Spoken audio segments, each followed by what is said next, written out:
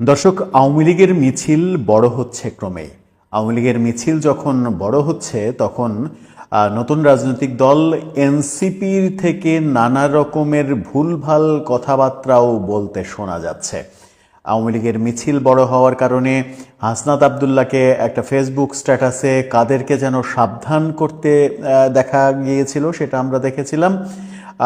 এরপর এখন যেটা শোনা যাচ্ছে সেটা হচ্ছে যে একদিকে আওয়ামী লীগের মিছিল বাড়ছে, অন্যদিকে এনসিপিতে ভাঙন ধরেছে। এনসিপিতে ভাঙনের সুর দেখা গেছে। বেশ কয়েকজন নেতা এই নতুন দল থেকে পদত্যাগ করেছেন। আরও অনেক ঘটনা ঘটেছে। এদিকে আওয়ামী লীগের বিভিন্ন জায়গায়, ঢাকা শহরের বিভিন্ন জায়গায় আমরা মিছিল দেখেছি। এর আগে ঢাকার বাইরে মিছিল দেখেছিলাম। এরপর সর্বশেষ গত পরশুদিন আমরা রাজধানীর উত্তরাতে বড় মিছিল হতে দেখেছি। কেন আওয়ামী লীগের মিছিল বাড়ছে, কোন শক্তিতে আওয়ামী লীগের মিছিলে লোক বাড়ছে এবং এনসিপিতে ভাঙন দেখা দিচ্ছে, এনসিপির সঙ্গে আওয়ামী লীগের মিছিল বাড়ার সম্পর্ক আছে কিনা সেই যোগসূত্র খোঁজার চেষ্টা করব এই ভিডিওতে। ছিলাম আওয়ামী লীগের মিছিল দীর্ঘ হচ্ছে।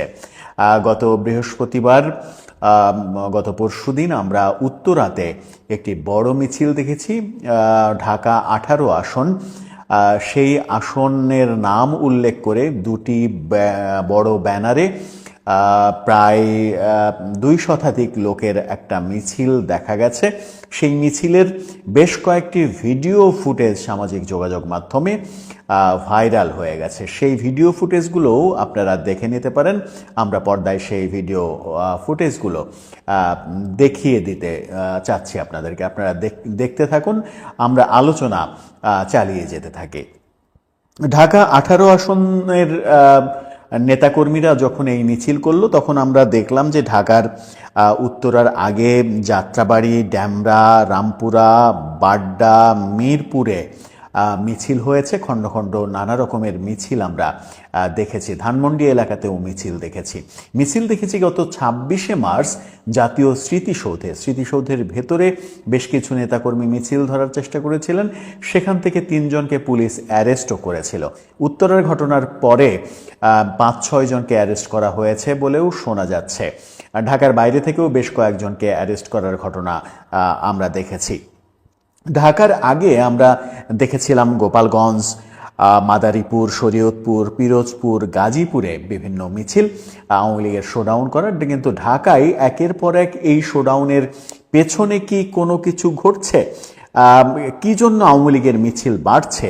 এবং বলা হচ্ছে যে এনসিপি দুর্বল হয়ে পড়ার কারণেই আওয়ামী লীগের মিছিল বাড়ছে। কিন্তু এনসিপি দুর্বল হয়ে পড়ছে কেন? শোনা যাচ্ছে এনসিপিতে ভাঙন তৈরি হয়েছে। এতদিন ধরে আওয়ামী বিরোধী রাজনীতি করতে করতে তাদের ঘরের মধ্যেই এক ধরনের ভাঙন তৈরি হয়েছে এবং সেই ভাঙনের মধ্য থেকে যেটা ভয়াবহ তথ্য বেরিয়ে এসেছে সেটা হচ্ছে যে উত্তরায় আওয়ামী লীগের যে মিছিলটা হলো সেই মিছিলের নেপথ্যে নাকি সহযোগিতা করেছেন এনসিপির 2 জন নেতা। এনসিপিরই একজন নেতা সেটি নিশ্চিত করেছেন ফেসবুক পোস্টের মাধ্যমে।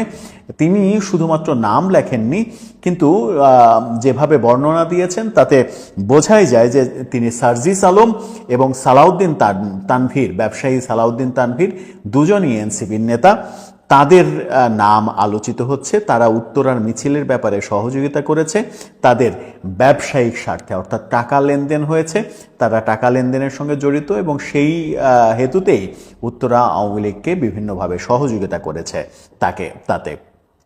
আব্দুল্লাহ হিল বাকির 2 দিন আগের ফেসবুক পোস্ট, গতকালকেও আমরা এটা নিয়ে আলোচনা করেছি। এই বাকির ফেসবুক পোস্ট নিয়ে আলোচনা একাধিক ভিডিওতে করেছি।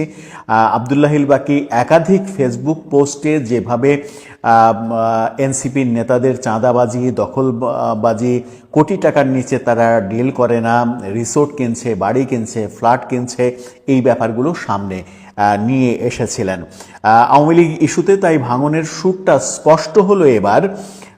রাফিদ ভুঁইয়া, তিনি এনসিপির নেতা।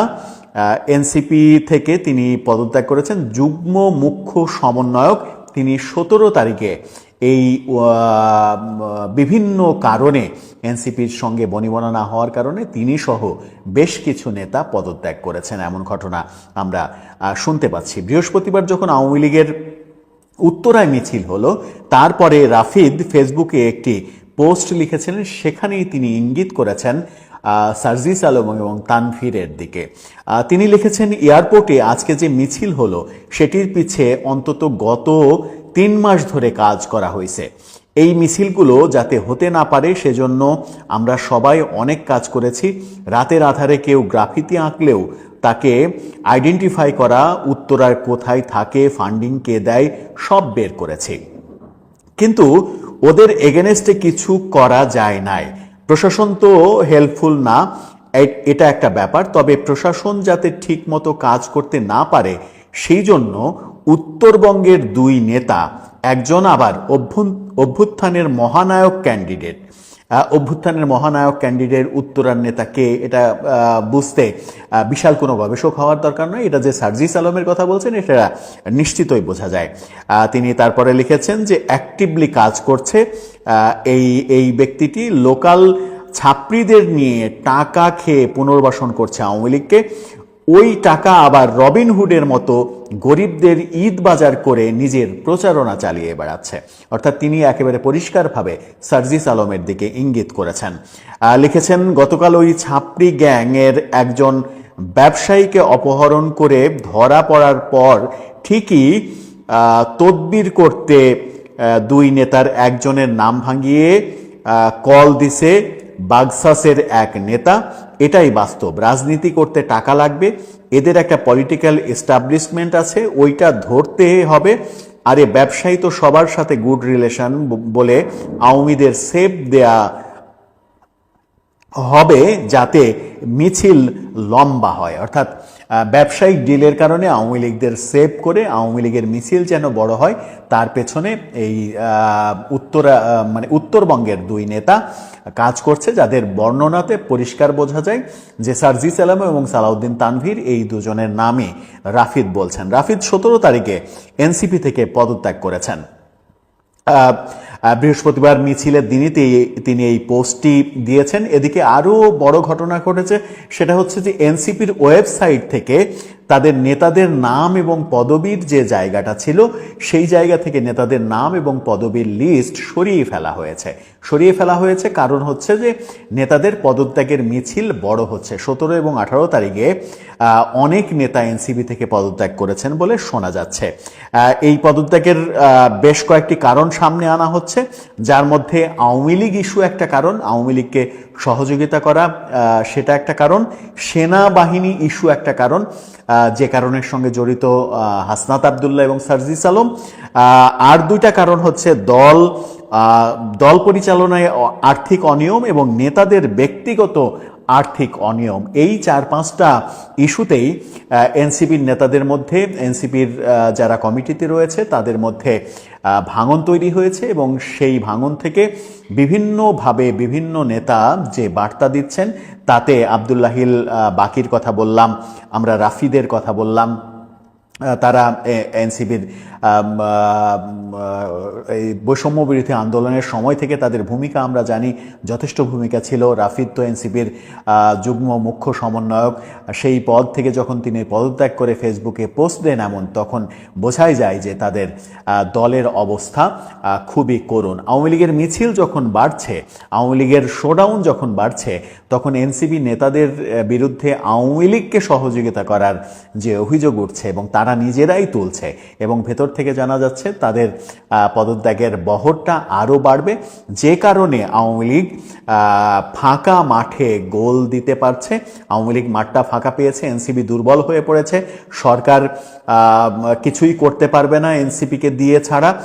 সরকার খুব বেশি হলে করতে পারবে পুলিশি অ্যাকশন করাতে পারবে, কিন্তু সেখানেও বিতর্ক তৈরি হবে, আন্তর্জাতিক চাপ তৈরি হবে। সেই চাপটা হচ্ছে আওয়ামী লীগ কোনো নিষিদ্ধ সংগঠন নয়, নিষিদ্ধ সংগঠন যেহেতু নয় সেহেতু তারা মিছিল সমাবেশ করতেই পারে। তার উপরে যদি নিপীড়ন চালানো হয় তাহলে আন্তর্জাতিক মহল খেপে যাবে, আন্তর্জাতিক চাপ বাড়বে। সুতরাং সরকারেরও খুব বেশি যে কিছু করার আছে সেটা বলা যায় না। সরকারের একটা কৌশল ছিল এনসিপি সমন্বয়ক এদেরকে দিয়ে আওয়ামী লীগকে চাপে রাখা। সেই চাপে রাখতে গিয়ে এখন এনসিপি নিজেরাই চাপের মধ্যে পড়েছে, যার ফলে আওয়ামী লীগের মিছিল বাড়ছে এবং আওয়ামী লীগের মিছিল আগামীতে আরও বাড়বে। আওয়ামী লীগ ফিরে আসতে যত বেশি সময় লাগার কথা ছিল তার চাইতে অনেক কম সময় লাগবে, এটা অনেকেই বিশ্লেষণ করছেন। এই বিশ্লেষণের সত্যতা কতটুকু, এই বিশ্লেষণের পক্ষে আপনি নাকি বিপক্ষে আপনি, এনসিপির বর্তমান অবস্থা যেখানে গিয়ে দাঁড়িয়েছে তাতে করে তারা নিজেদের দল টিকিয়ে রাখতে পারবে কিনা আদৌ, সেই আলোচনা হয়তো সামনে চলবে। সেই আলোচনাকে আপনি কিভাবে বিশ্লেষণ করেন দর্শক, সেই মতামত জানিয়ে লিখতে